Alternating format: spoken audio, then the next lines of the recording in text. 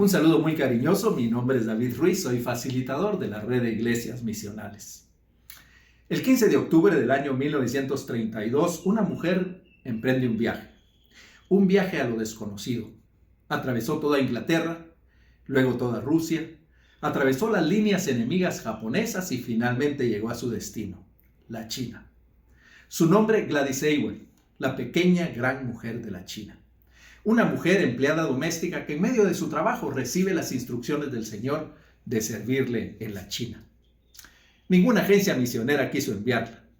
Ninguna de las existentes consideraban que Gladys tendría la capacitación necesaria para ser una misionera y que mucho menos tenía la capacidad de obtenerlas. Así que ella sale solamente con sus propios medios. Utilizó todos sus ahorros y un pequeño fondo de emergencia de 100 libras esterlinas que alguien le dio para algún caso de emergencia. Ahí la esperaba su trabajo, el de limpiar de garrapatas y de suciedad a las bestias de los viajeros que pasaban por la posada para que le dieran la oportunidad de contarles la historia de Dios y la salvación en Jesucristo. Para el año 1938 los japoneses bombardearon su posada y por un par de años ella tuvo que vivir en una cueva. En el año 1940 inicia un trayecto tortuoso de 400 kilómetros para salvarle la vida a más de 1000 niños que encontró abandonados en un orfanato. Cuando terminó ese trayecto, ella se desplomó tanto física como emocionalmente. Por la gracia de Dios logró recuperarse y finalmente en el año 1949 la Iglesia de Inglaterra la invita 18 años después para que vaya a contar acerca de la situación en la China. Y la reina Isabel la invita para cenar en palacio. La historia de Gladys Aylward nos invita a recordar que cada uno de nosotros tenemos una gran responsabilidad. Cuando leemos las Escrituras en el segundo libro de Reyes, el capítulo 5, encontramos una historia que nos recuerda nuestra responsabilidad de que cada uno de nosotros, no importa nuestra condición, debemos ser misioneros. Este pasaje nos cuenta la historia de Naamán, el general del ejército sirio que es sanado de su lepra por el intermedio del profeta Eliseo para mostrar acerca del poder de Dios. Sin embargo, debo decir que el personaje principal de esta historia no es ni Eliseo ni Naamán. Es una pequeña muchacha que había sido llevada como esclava a Siria y que en el momento oportuno supo lo que debía de hacer, dar testimonio del Dios verdadero. En segunda de Pedro, en el capítulo 3, versículo 9, leemos que el Señor no tarda su venida como algunos tienen por tardanza, sino que Él es paciente con nosotros, no quiere que ninguno perezca.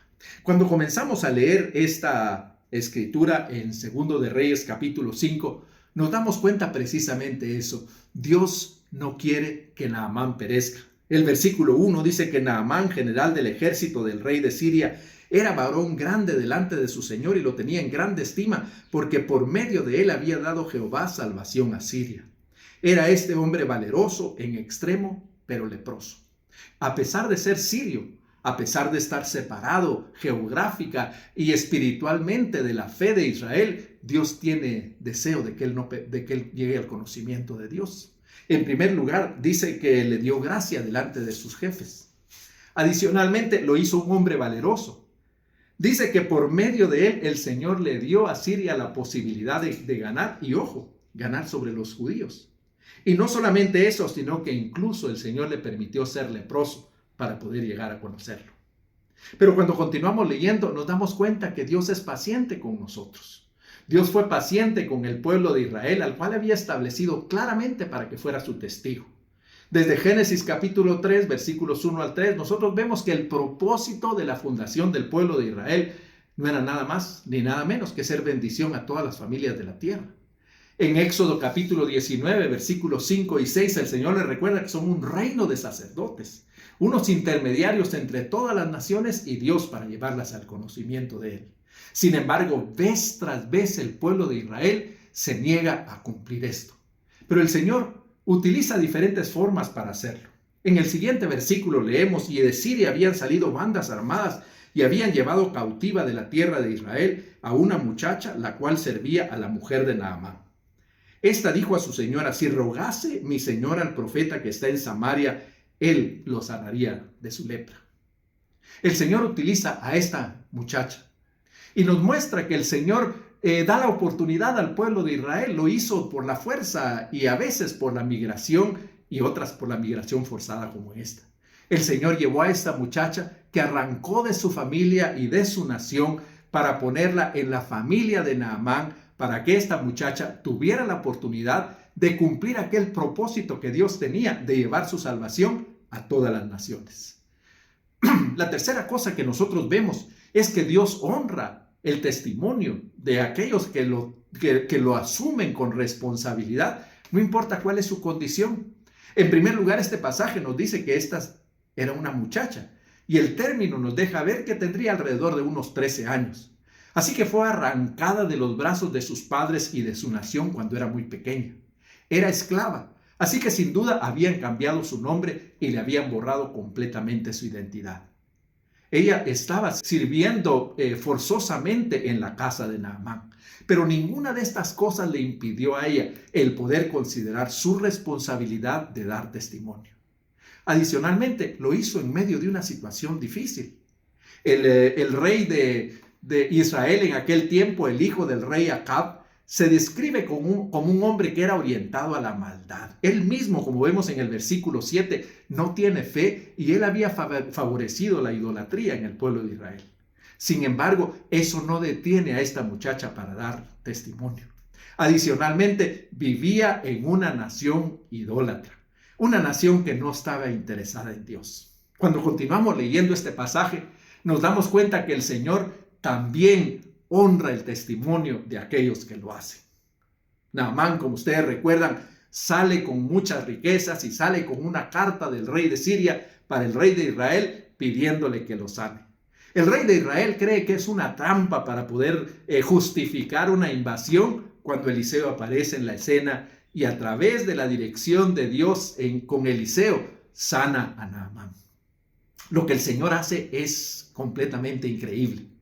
Porque el Señor permite no solamente que Naamán sea salvo, sino como nosotros vemos en el capítulo 5, versículo 9, y vino Naamán con sus caballos y su carro y se paró a las puertas de Eliseo, y Eliseo lo manda a que se bañe 7 veces, que se sumerja 7 veces en el río.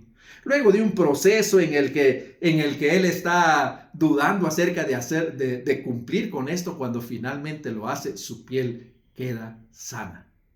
Como resultado, dice que el versículo 15, que él volvió al varón de Dios, se puso delante de él y dice lo que necesitaba decir. He aquí, ahora conozco que no hay Dios en ninguna nación, solo en Israel. Y no solamente eso, sino que luego le ruega en el versículo 17 a Naamán que le permita llevar tierra de la tierra prometida de Israel para poder sobre esta tierra hacer su adoración constante al Dios verdadero. Dios honró el testimonio de esta muchacha. Pero lo más increíble de todo es que nosotros tenemos que entender cuáles fueron las circunstancias que ella tuvo que enfrentar. En primer lugar, su condición de ser una persona inferior a los ojos de los sirios. En segundo lugar, esta muchacha lo que hizo fue confrontar a una nación con su testimonio. Cuando le dice a Naamán que vaya a Israel a buscar la sanidad, lo que le está diciendo es que el Dios de Israel es más grande que el Dios de Rimón, y Naamán lo cree.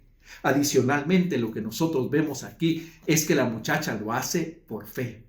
En Lucas capítulo 4, versículo 27, el Señor Jesucristo dice claramente que nadie había sido sano de la lepra en ese tiempo. Esta niña no había visto campañas de sanidad. Esta niña no había visto personas que se sanaban. Esta niña solo creía que el Dios de Israel tenía suficiente poder para sanar a Naamán. Y Dios honra su testimonio. Es una gran lección.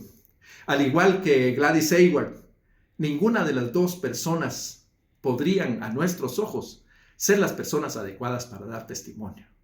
Pero sí a los ojos de Dios. Y Dios siempre honra el que asume la responsabilidad de dar testimonio. Esta es su oportunidad.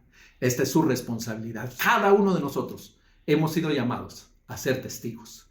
Seámoslo y dejemos al Señor el resultado. Que el Señor les bendiga.